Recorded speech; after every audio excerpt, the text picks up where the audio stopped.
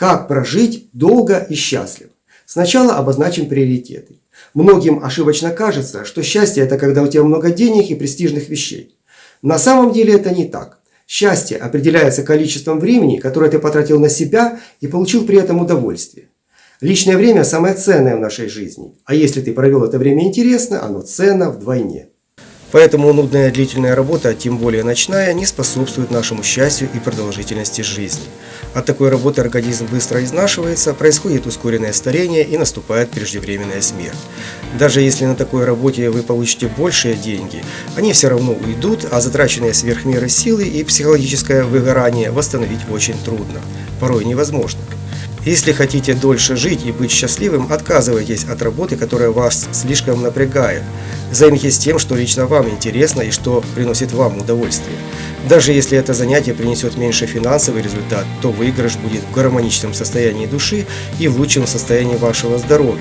Но и своей интересной работе уделяйте не все время дня. Оставьте для себя достаточно времени на пешие прогулки, на занимательные дела и на обычный отдых, когда можно валяться на диване, обнимая жену или кота. Кстати, возможность обнимать любящее тебя существо очень важна для психологического и физического здоровья человека. Это даже более важно, чем регулярный секс. В наше время найти человека, который тебя не напрягает, очень сложно. Если вам удалось такого найти, его нужно ценить и беречь. Проще завести себе кота или собаку, ведь они не могут сказать, что они о вас думают, но всегда придут и попросят ласки. Ласковое домашнее животное – это постоянный источник радости в вашем доме. В моменты, когда вы счастливы, все процессы вашего организма приходят в гармоничное равновесие. Так улучшается здоровье и одновременно растет продолжительность жизни.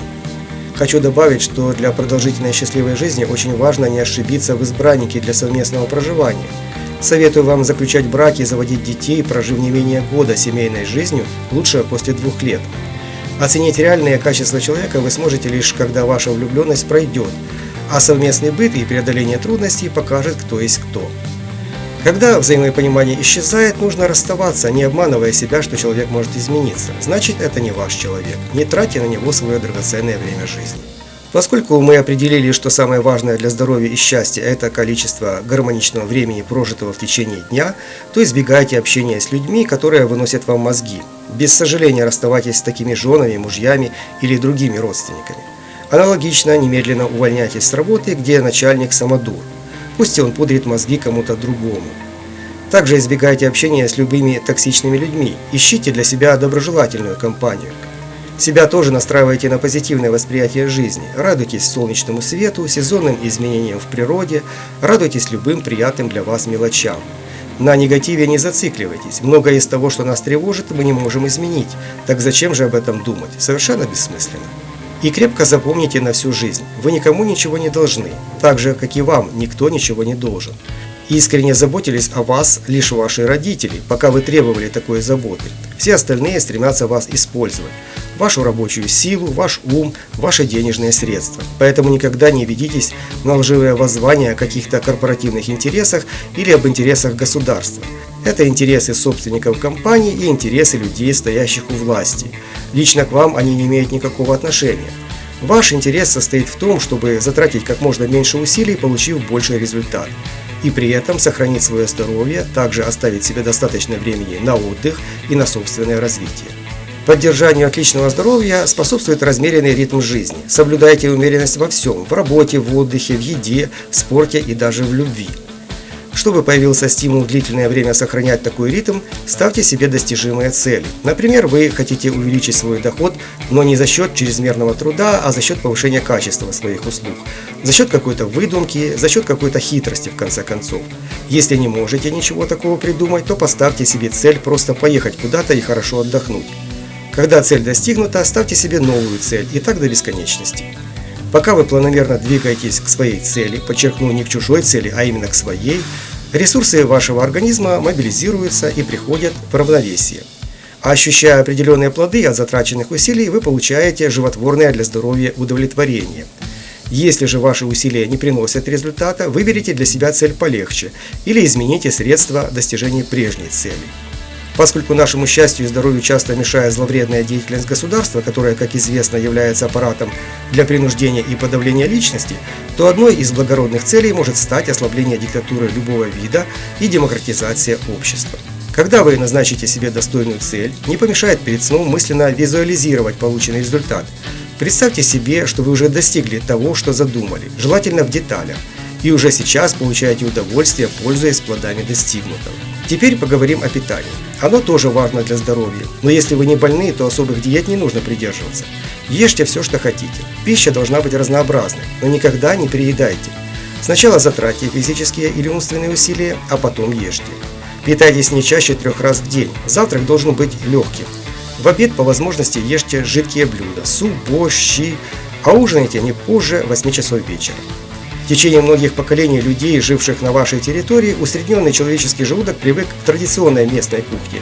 Поэтому не увлекайтесь заморскими диетами, ешьте то, что доступно вам.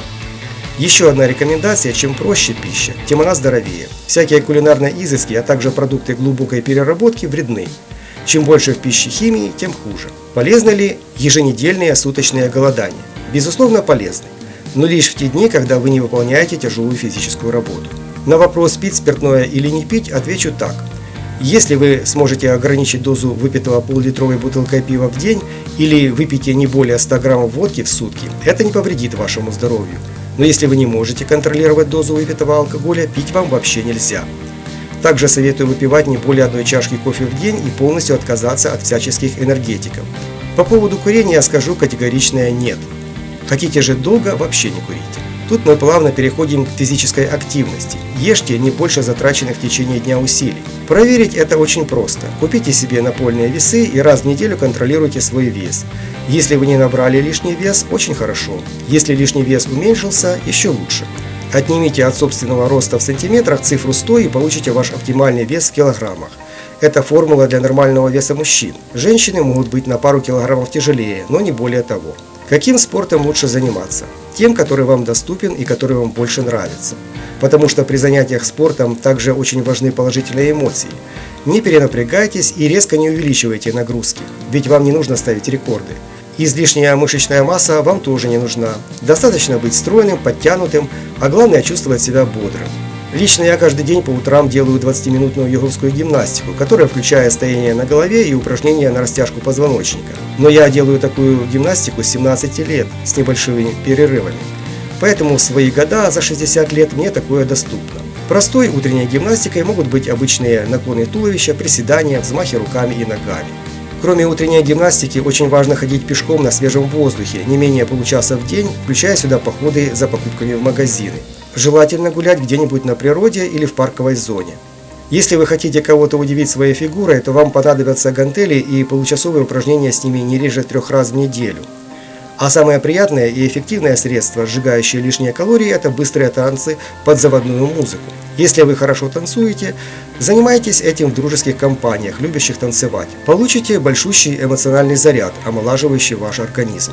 Добавлю, что многочасовые изнурительные тренировки в спортзале не принесут вам здоровья.